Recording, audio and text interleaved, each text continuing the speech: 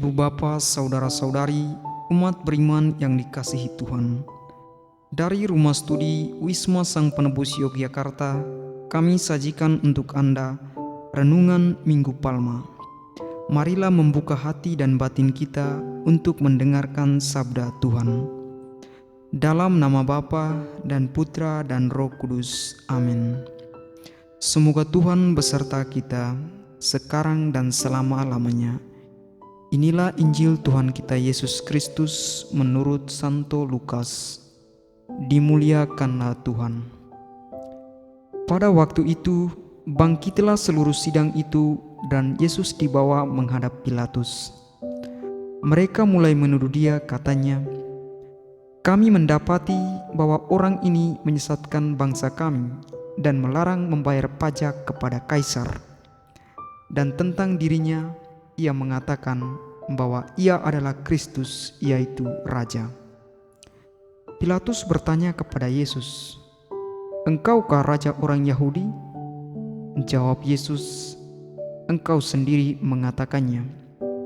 Kata Pilatus kepada imam-imam kepala dan seluruh orang banyak itu, "Aku tidak menemukan kesalahan apapun pada orang ini." Tetapi mereka makin kuat mendesak, katanya, "Ia menghasut rakyat dengan ajarannya di seluruh Yudea.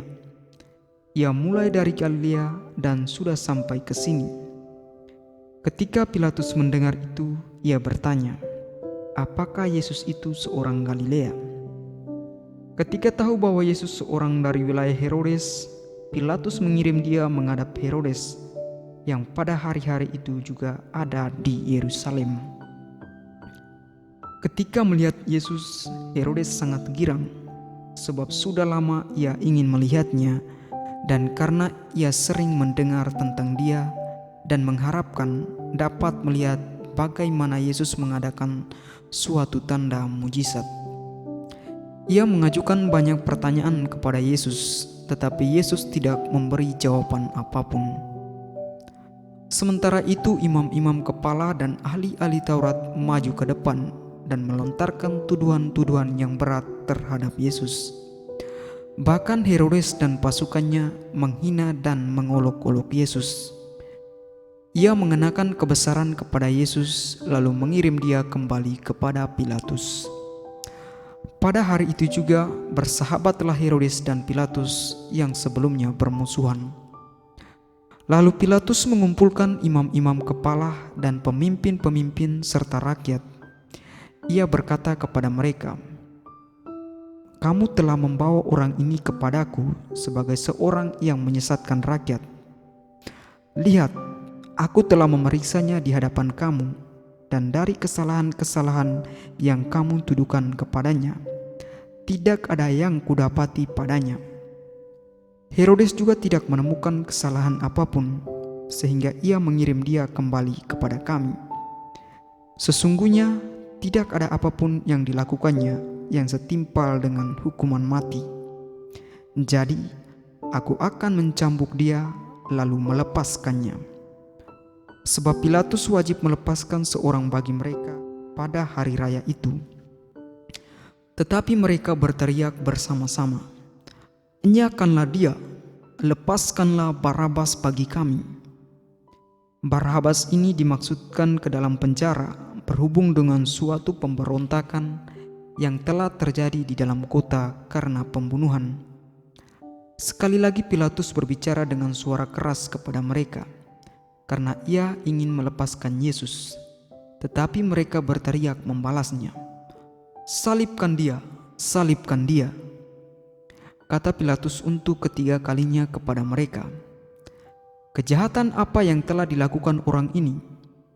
Tidak ada kesalahan apapun yang kudapati padanya yang setimpal dengan hukuman mati. Jadi, aku akan mencambuk dia lalu melepaskannya." Tetapi dengan berteriak mereka mendesak dan menuntut supaya Yesus disalibkan. Akhirnya mereka menang dengan teriakan mereka. Lalu Pilatus memutuskan supaya tuntutan mereka dikabulkan. Ia melepaskan orang yang dimasukkan ke dalam penjara karena pemberontakan dan pembunuhan itu sesuai dengan tuntutan mereka. sedangkan Yesus diserahkan kepada mereka untuk diperlakukan semau-maunya. Ketika mereka membawa Yesus, mereka menahan seorang yang bernama Simon dari Kirene, yang baru datang dari luar kota. Lalu mereka meletakkan salib itu di atas bahunya, supaya dipikulnya sambil mengikuti Yesus. Sejumlah besar orang mengikuti Yesus, diantaranya banyak perempuan yang menangisi dan meratapi dia. Yesus berpaling kepada mereka dan berkata, "Hai putri-putri Yerusalem, janganlah kamu menangisi aku, melainkan tangisilah dirimu sendiri dan anak-anakmu. Sebab lihat, akan tiba masanya orang berkata, berbahagialah perempuan mandul, berbahagialah perempuan yang rahimnya tidak pernah melahirkan dan yang tidak pernah menyusui. Lalu orang akan mulai berkata kepada gunung-gunung, runtuhlah menimpa kami, dan kepada bukit-bukit, timbunilah kami. Sebab jika orang berbuat demikian terhadap kayu basah, apa yang akan terjadi dengan kayu kering?" Bersama Yesus digiring juga dua orang lain, yaitu dua penjahat untuk dihukum mati bersama-sama dengan dia. Ketika sampai di tempat yang bernama Tengkorak, mereka menyalibkan Yesus di situ dan juga kedua orang penjahat itu, yang seorang di sebelah kanannya, yang lain di sebelah kirinya. Ketika bergantung di kayu salib, Yesus berkata, "Ya Bapa, ampunilah mereka, sebab mereka tidak tahu apa yang mereka perbuat." Lalu mereka membuang undi untuk membagi pakaian Yesus. Orang banyak berdiri di situ dan melihat semuanya. Tetapi pemimpin-pemimpin mengejek Yesus, katanya, "Orang lain ia selamatkan, biarlah sekarang ia menyelamatkan dirinya sendiri, jika ia adalah Mesias, orang yang dipilih Allah." Juga prajurit-prajurit mengolok-olok dia. Mereka menawarkan anggur asam kepadanya dan berkata, "Jika engkau raja orang Yahudi, selamatkanlah dirimu." Ada juga tulisan di atas kepalanya, "Inilah raja orang Yahudi." Salah seorang dari penjahat yang digantung itu menghujat Yesus, katanya, "Bukankah engkau Kristus? Selamatkanlah dirimu dan kami." Tetapi penjahat yang seorang lagi menegur dia, "Tidakkah engkau takut kepada Allah, sebab engkau menerima hukuman yang sama? Kita memang selayaknya dihukum, sebab kita menerima balasan yang setimpal dengan perbuatan kita. Tetapi orang ini tidak berbuat sesuatu yang salah." Lalu ia berkata kepada Yesus, "Yesus, ingatlah aku apabila engkau datang sebagai raja."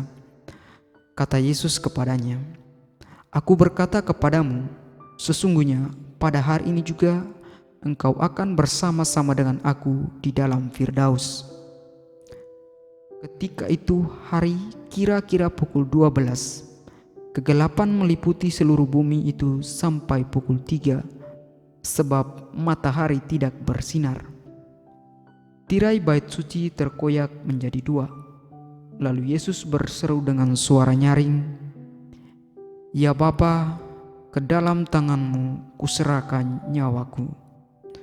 Sesudah berkata demikian, Yesus menghembuskan nafasnya terakhirnya. Ketika kepala pasukan melihat apa yang terjadi, ia memuliakan Allah, katanya, "Sungguh orang ini tidak bersalah." Di situ berkerumun pula orang banyak yang datang untuk menyaksikan seluruh peristiwa itu. Sesudah melihat apa yang terjadi itu, pulanglah mereka sambil memukul-mukul diri. Semua orang yang mengenal Yesus dari dekat, termasuk perempuan-perempuan yang mengikuti dia dari Galilea, berdiri dari jauh dan melihat semua itu.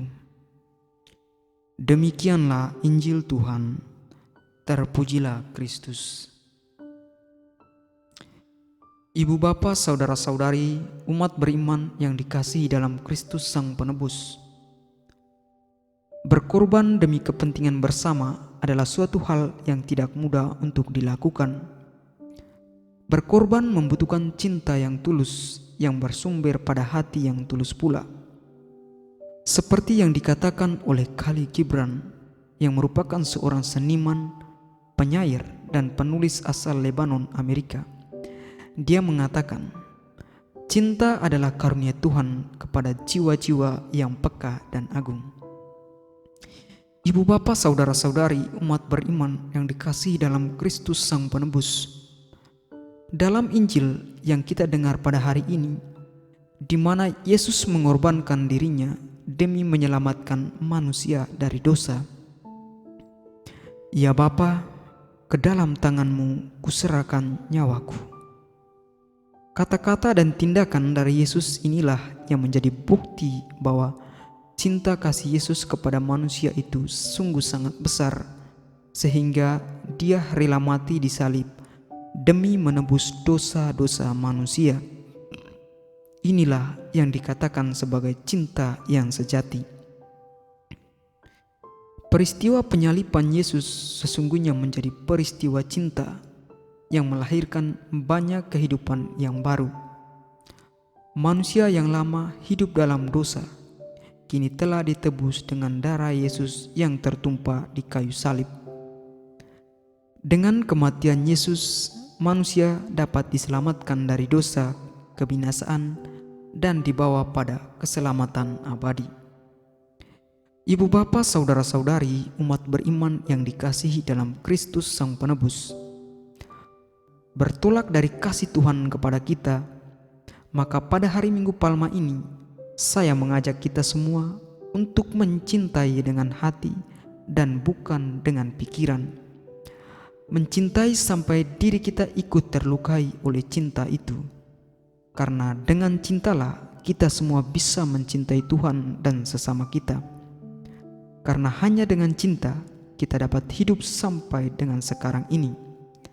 Kita dapat belajar dari Yesus yang berkorban demi kepentingan umum hingga menyerahkan nyawanya sebagai silih atas dosa-dosa kita. Oleh karena itu, marilah kita memohon kepada Tuhan agar kita bisa mengasihi sesama kita seperti Ia mengasihi dunia dan umat manusia. Dengan demikian, cinta terbesar yang telah Yesus lakukan dan tunjukkan 2000 tahun yang lalu, kita terus nyatakan sampai pada akhir zaman ini melalui diri kita. Dengan kualitas kasih seperti Yesus, kita bisa mewujudkan habitat hidup yang lebih baik untuk seluruh umat manusia. Dan dengan kasih-Nya pula, kita menebarkan kasih Yesus kepada dunia di sekitar kita hingga banyak orang merasakan kasih-Nya. Amin. Marilah kita berdoa. Tuhan Yesus, ajarilah kami untuk setia meskipun kami tahu akan konsekuensi yang akan dihadapi. Engkau menerima perutusan ini dengan ikhlas karena cinta-Mu terhadap kami. Berilah kami kekuatan agar mampu menghadapi setiap ketakutan dari pengalaman hidup kami alami sendiri. Semoga semangat pengorbanan-Mu selalu menjiwai kami. Amin. Dalam nama Bapa dan Putra dan Roh Kudus. Amin.